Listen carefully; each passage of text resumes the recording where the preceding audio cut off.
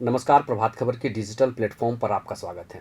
Health is wealth के आज के अंक में हम बात करेंगे न्यूरोलॉजी से संबंधित बीमारियों पर। आप जान रहे हैं आजकल स्ट्रेस और तनाव से लोग काफ़ी जूझ रहे हैं और ये तनाव कई बार हमें न्यूरोलॉजी की बीमारी की ओर लेके चला जा रहा है। ऐसे में हम कैसे इससे बचें, न्यूरोलॉजी है क्या, कौन कौन सी बीमारियां इसमें शामिल हैं, इन सब जानकारी के लिए हमने आज अपने स्टूडियो में आमंत्रित किया है झारखंड के जाने माने नाम न्यूरोलॉजी के डॉक्टर उज्ज्वल राय जी को। आपका सर बहुत स्टूडियो में स्वागत है। और सबसे पहला जो हम लोगों का सवाल ये होगा कि ये न्यूरो फिजिशियन जो डिपार्टमेंट है ये है क्या और कौन कौन सी बीमारियां इसमें सम्मिलित है और जिसका इलाज हम लोग कर पाते हैं। बहुत पहला सवाल आपका बहुत अच्छा है, क्योंकि ये जानकारी जो है कॉमन पब्लिक में थोड़ा कम है जी। तो न्यूरोलॉजी, न्यूरो सर्जरी और साइकेट्री ये तीनों एलाइड ब्रांचेस हैं। एलाइड का मतलब ये हुआ कि सिस्टर ब्रांचेस, यानी कि बहनें हैं, और तीनों को एक दूसरे से कहीं ना कहीं मदद लेने की आवश्यकता पड़ती है। तो न्यूरो फिजिशियन जिसको हम लोग कह लें या न्यूरोलॉजिस्ट कह लें, उनका ये कार्य होता है कि कोई भी न्यूरो संबंधी, जैसे कि बॉडी में हर जगह नर्व्स हैं, जैसे कि पैर में नर्व्स है, जैसे कि हमारे आंख जो हम देख रहे हैं वो भी नर्व है, जैसे कि ब्रेन काम कर रहा है वो भी नर्व है। तो जहां भी कोई नसें हैं, जैसे कि किसी को अगर ब्रेन स्ट्रोक की बात हम लोग कर लें, वो बात हम लोग करेंगे, तो ब्रेन स्ट्रोक जैसे कि ब्रेन की मस्तिष्क जो है उसके अंदर जो न्यूरॉन्स है उसमें कुछ गड़बड़ी आ गई। अगर एक हाथ में झिंझिनाहट आ गई तो वो गर्दन की वजह से हो सकती है, गर्दन में नस दबने की वजह से, या किसी भी जगह नस में समस्या की वजह से हो सकती है। तो शरीर में जहां भी नस है वहां पर न्यूरॉन है और वहीं पर न्यूरोलॉजिस्ट है। तो इसको डायग्नोज करना कि आखिर ये समस्या क्यों हुई और ये इसका कारण क्या है, तो उसमें क्या है डायग्नोस्टिक्स, जैसे कि क्या ऐसी इन्वेस्टिगेशन करनी है, कौन सी चीज़ें इसमें जो है हमें भेजनी है, या फिर कुछ जो है नई चीज़ें आ गई हैं उसको भी हम लोग करा सकते हैं, ताकि हम इस बिंदु पर पहुंच सकें कि इसमें इसका कारण क्या है। यहां तक हम पहुंच गए। उसके बाद अगली बात है कि इसको दवाई से ठीक किया जा सकता है या सर्जरी से। तो अगर दवाई से ठीक किया जा सकता है तो फिर न्यूरोलॉजी के पास है, अगर सर्जरी की बात है तो न्यूरोसर्जन को हम रेफर करते हैं। तीसरी एक बात कि साइकेट्री का क्या है, तो साइकेट्री में यह है कि जैसे अगर उसका कुछ कारण नहीं मिला, जैसे कि मरीज को कुछ गफलत में चले गए, कोई मरीज जो है कुछ उल्टा पुल्टा बोलने लगे लेकिन उसका कुछ कारण नहीं मिल रहा है, जैसे कि कारण जैसे मिल गया, किसी को ब्रेन में स्ट्रोक हो तो उसके वजह से भी मरीज गलत सलत बोल सकता है, लेकिन उसको जो है फिर आपको या तो न्यूरोलॉजिस्ट के पास दिखाना है या फिर अगर सर्जरी की आवश्यकता है तो सर्जन के पास भेजना है। लेकिन उसकी डायग्नोसिस करने तक जो है न्यूरोलॉजिस्ट के पास ही, अगर कोई कारण नहीं मिला, कुछ ऐसी चीजें जिसका कि अभी तक भी आंसर नहीं है, वो साइकेट्री के पास जाता है।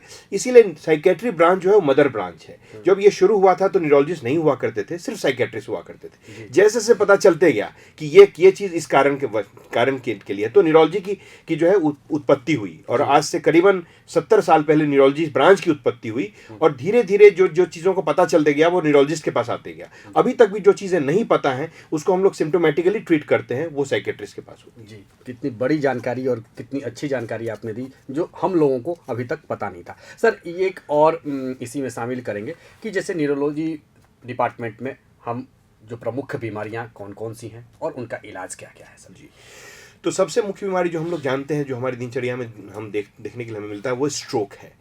स्ट्रोक के बारे में लोगों को मालूम नहीं होता है जनरली। इसको कल भी हमारे पास मरीज आए थे जो कि बहुत अच्छे संभ्रांत परिवार से थे और काफ़ी शिक्षित थे, लेकिन वो जो है वो समझ नहीं पाए कि उनको ब्रेन स्ट्रोक आया था, हार्ट अटैक। तो अभी भी हार्ट की बीमारियों के बारे में अधिकतम लोगों को पता होती है, और कुछ भी अगर कैटास्ट्रॉफ यानी कि कुछ भी अचानक से कुछ हुआ, मरीज अचानक से गिर गया, कुछ ऐसी बात हो गई, तो लोग समझते हैं कि हार्ट अटैक आ गया होगा। सबसे पहली बात ये समझने की जरूरत है कि स्ट्रोक और हार्ट अटैक टोटल अलग चीज है। ये एक चीज नहीं है। ब्रेन स्ट्रोक जो है उसके कुछ मुख्य लक्षण हैं।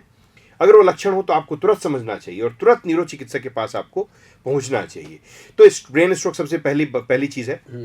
वो एक चीज़ है जिसमें कि हम आपको, जैसे कई बार हमने आपसे बात भी की है, तो आवाज़ का लड़खड़ाना, मुंह का एक तरफ मुड़ जाना, शरीर के आधे हिस्से में कमजोरी, ये सब चीज़ें ब्रेन स्ट्रोक में होती हैं। उसके अलावा मिर्गी बहुत ज़रूरी, बहुत एक इंपॉर्टेंट बीमारी है। इसको लेके बहुत संभ्रांतियां हैं सब समाज में, और इसको लेके बहुत सारी जो है छुआछूत, बहुत तरह का जो है सुपरस्टिशंस हमारे समाज में, तो मिर्गी रोग वो भी इसके अंदर आता है। उसके अलावा जो है मूवमेंट डिसऑर्डर, यानी कि कंपन, किसी के हाथ में कंपन आने लगे, या कोई तरह की जो है मरीज को जो है कुछ चलने में दिक्कत आने लगी, चलने में लड़खड़ाहट होने लगी, वो सारी जो है मूवमेंट डिसऑर्डर के अंदर आती है। वो चीज़ें, या कोई हाथ एक तरफ मुड़ गया, वो भी उसके अंदर आती है मूवमेंट डिसऑर्डर्स। उसके अलावा जो है डिप्रेशन, जिसको हम लोग कहते हैं डिमेंशिया, यानी कि भूलने की बीमारी, की आदत। वो इसमें आती है। उसके अलावा ब्रेन में इन्फेक्शन या किसी भी शरीर के भाग में नर्व में इन्फेक्शन, जैसे कि ब्रेन में इन्फेक्शन, जैसे कि टीबी, मेनिंजाइटिस, वो जो है वो भी हमारे न्यूरोलॉजी में आता है। उसके अलावा ब्रेन इंसेफेलाइटिस, यानी कि कोई भी तरह का जो है ब्रेन के जो है कुछ मरीज गफलत में चला गया, उल्टा पुल्टा बोलने लगा, वो भी जो है हमारे उसके अंदर आता है। उसके अलावा तमाम कई बीमारी जिसमें नसों में दिक्कत होती है, जैसे कि नसों का जो है बेसिकली दबना, या नसों की कोई जो है नसों में पीड़ा। तो मैंने जैसा शुरुआत में कहा था कि ब्रेन जो है सर से लेके पांव तक नर्व्स हैं, और जहां भी नर्व में कोई समस्या होती है तो वो जो है न्यूरोलॉजी जो है उसमें आती है। उसमें आता है। बहुत बढ़िया सर। एक चीज़ ये भी जानना चाहेंगे कि लोगों के अंदर में ये एक भ्रम है कि ये भ्रम कहें या उनके अंदर में लगता है कि शायद ये हम सही सोच रहे हैं कि ये जब बीमारियां सब हो गई तो ये ठीक नहीं हो सकती हैं। तो क्या ये बीमारियां ठीक भी हो सकती हैं? दवाइयाँ बंद हो सकती हैं या दवाइयाँ चलती रहेंगी या कुछ राहत भी मिलती है इससे? जी, बहुत अच्छा सवाल ये है, और ये सवाल मुझे लगता है कि मुख्य सवाल होना चाहिए, क्योंकि ये भ्रांति सिर्फ कॉमन पब्लिक में नहीं है, ये भ्रांति डॉक्टर्स में भी है। अच्छा। कि न्यूरोलॉजी की बीमारी अगर है तो ये तो अब गया ऐसा। लेकिन मैं ये कहना चाहूंगा कि एक बीमारी है डायबिटीज, हमारे समाज में सबको है।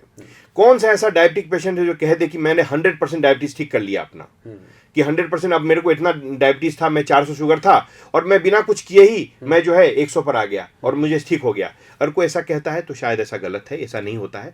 तो ठीक उसी तरह से जैसे डायबिटीज कंट्रोल होता है और मरीज ठीक रहते हैं, मरीज अपनी नॉर्मल दिनचर्या करते हैं। हमारे समाज में, हमारे देश में जो बड़े बड़े पद पर हैं, जो अच्छे संभ्रांत परिवार से आते हैं, जो कि ब्यूरोक्रेट्स हैं, जो नेता हैं, जो डॉक्टर्स हैं, वकील हैं, जजेस हैं, सबको डायबिटीज बीमारी करीब 70% केसेस, 60% लोगों को रहती है, क्योंकि उनकी लाइफस्टाइल जो है वो सेडेंटरी लाइफस्टाइल है।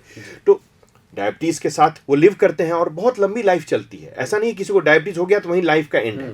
ठीक उसी तरह से अगर कोई न्यूरो की ऐसी बीमारी किसी को हो गई, जैसे कि एपिलेप्सी किसी को अगर हो गया, तो जरूर ठीक बात है कि दवाइयाँ लंबी चलती हैं। किसी किसी केस में दवाइयाँ बंद भी हो जाती हैं, जैसे कि अगर ब्रेन में कीड़ा हो जाए, उसके वजह से मिर्गी हो तो कई कीड़ा ठीक होने के बाद 5 साल बाद दवा आपकी बंद की जा सकती है।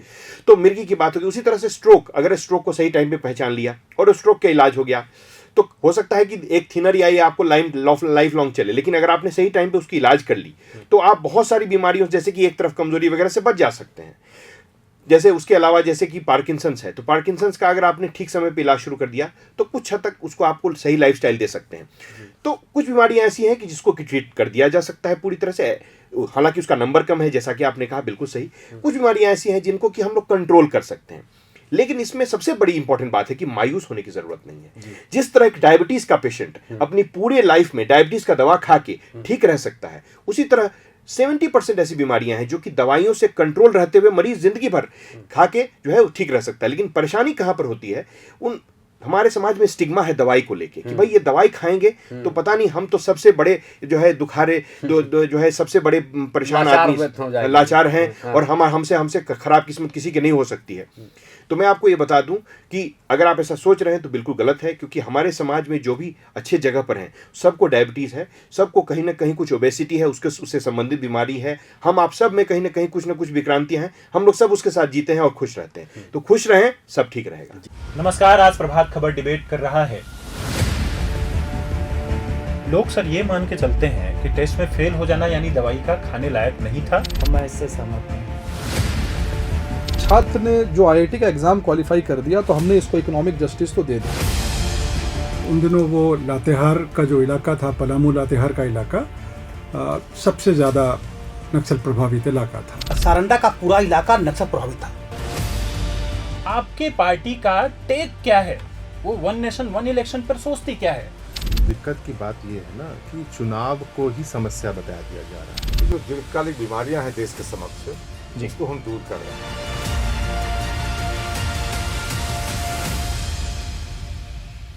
सबसे एक बड़ी बात आपने बताई है कि लोग दवा को लेकर के बड़े आशंकित रहते हैं।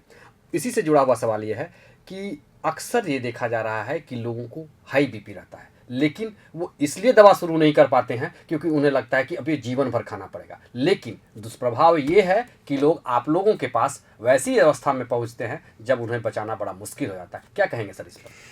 बहुत ही अच्छा सवाल, और इस पॉइंट को इसको उठाने के लिए मैं आपको धन्यवाद देना चाहता हूं इसके लिए, क्योंकि ये एक समाज में इतनी बड़ी संभ्रांति है कि किसी का अगर हमारे चेंबर में कोई आया और गलती से उसका बीपी 170 आ गया और उसको हमने कहा कि देखिए आपका बीपी ज़्यादा है, और उसको बीपी का दवा अगर मेरा कलम उठ गया तो वो अपना सर पकड़ लेता है। उसे लगता है कि कितना बड़ा जो है उस पर जो है गाज गिर गई हो उसके सर पे और कितना बड़ा समस्या में वो फंस गया हो।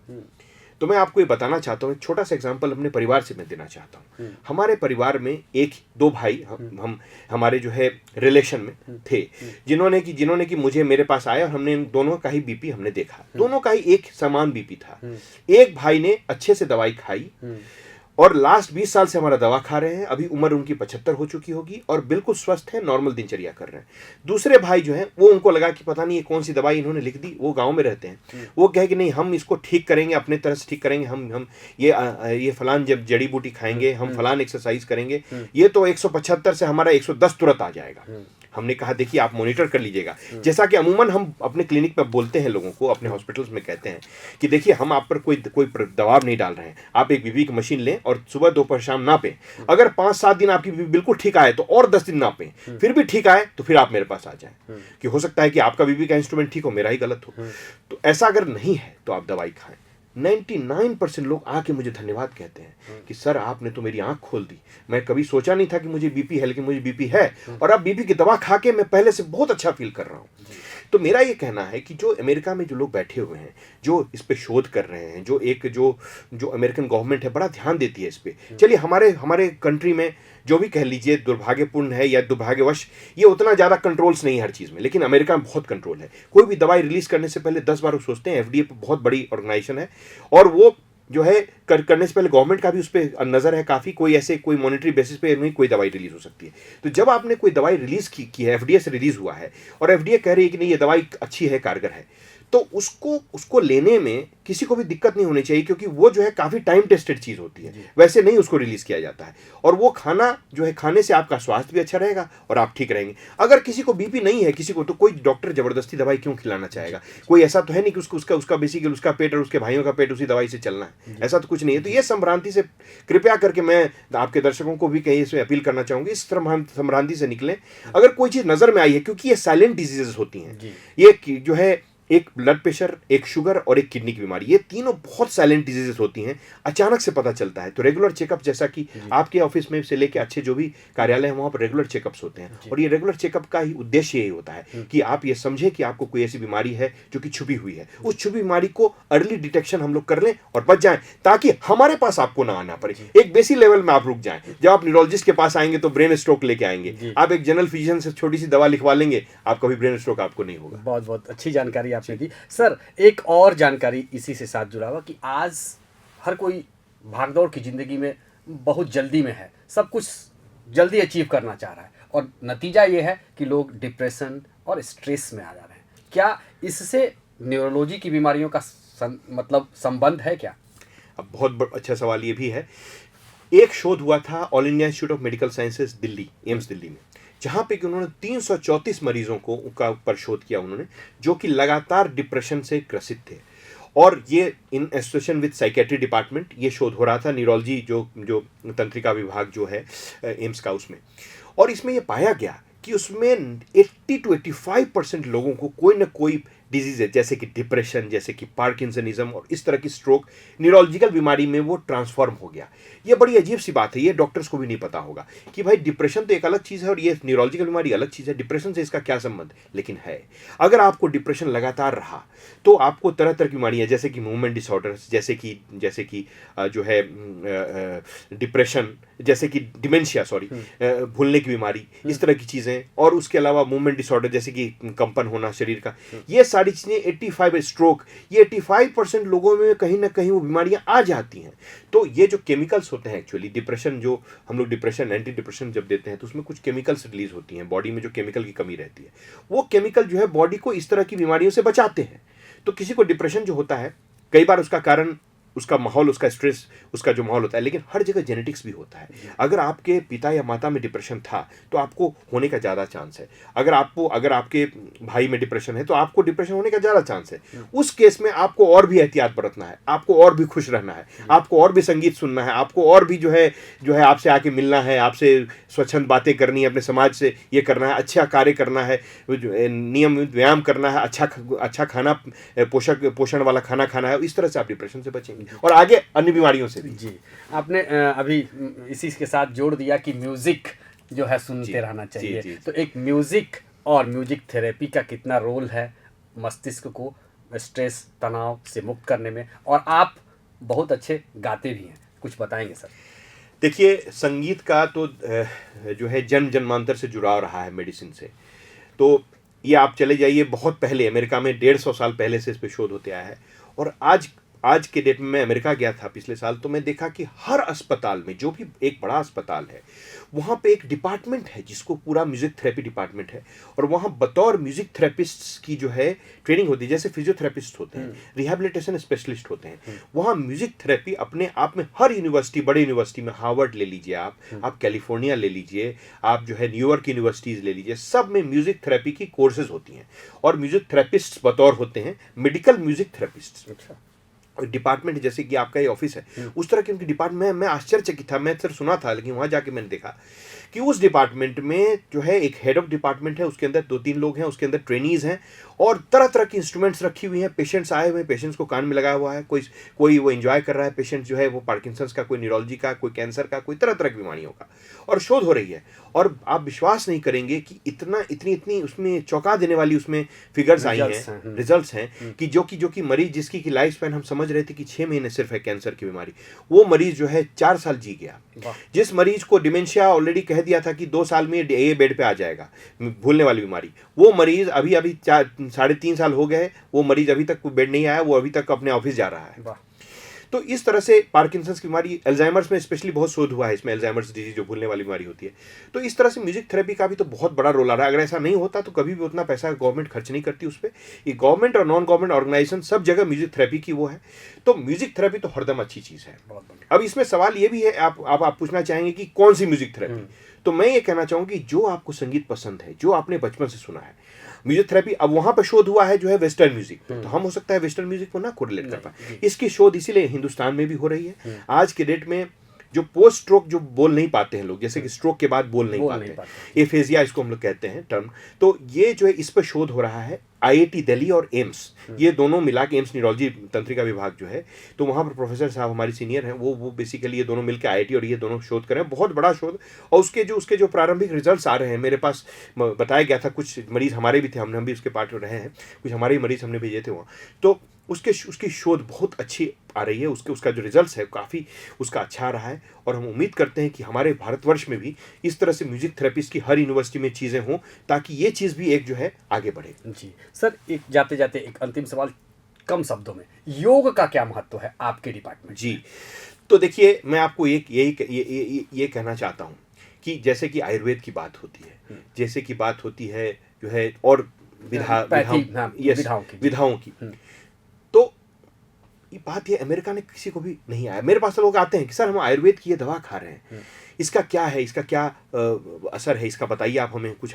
मैं उनको हाथ जोड़ लेता हूँ, क्योंकि इस पे हमें कुछ नहीं मालूम। हम एलोपैथ मेडिसिन के हैं, और अगर आयुर्वेद और होम्योपैथ में अगर बहुत कुछ ऐसा सॉलिड होता तो अमेरिका उसको तुरंत एक्सेप्ट कर लेता। मैं ये नहीं कह रहा हूँ, कुछ चीज़ें ऐसी हैं होम्योपैथ में, डेफिनेटली कुछ ऐसी चीज़ें हैं, लेकिन किसी को अगर इमरजेंसीज हो गया, जैसे स्ट्रोक हो गया, एपिलेप्सी हो गया, तो उसमें ऐसी होम्योपैथ जिसकी उसकी जो बेसिस है, जितना तक मुझे पता है, मैं ज़्यादा इसके बारे में नहीं जानता हूँ, लेकिन जितना तक मुझे पता है, तो ये सब चीज़ें जो है कहीं भी इस तरह की चीज़ों से नहीं आपको बचा सकती हैं आयुर्वेद या होम्योपैथ, लेकिन योग करता है। योग को अमेरिका ने भी एक्सेप्ट किया है। और हम आपको बता दें कि Harrison text book internal medicine हमारी बाइबल है जी।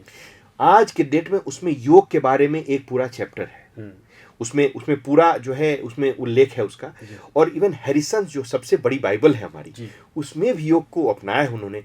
अमेरिका में रेगुलर जो है योगा, अगर आप अमेरिका चले जाएं और आप योग करते हैं तो आप शायद डॉक्टर के बराबर पहुंच जाएं आप, इतना वहाँ डिमांड है उसका। मैं गया था अमेरिका, वहाँ पर लोग यहाँ सीखने आना चाहते हैं, क्योंकि वहाँ पर उसकी बहुत हाई डिमांड है। अच्छा, USA में। और वो कहते हैं कि योग की जो उस पर और रिसर्च भी करना चाहते हैं वो, बल्कि हमारे जो प्रोफेसर जिनके अंडर मैं गया था ये करने के लिए, वो भी पूछ रहे थे इसके बारे में कि आप इंडिया से आए हैं, you tell me about yoga.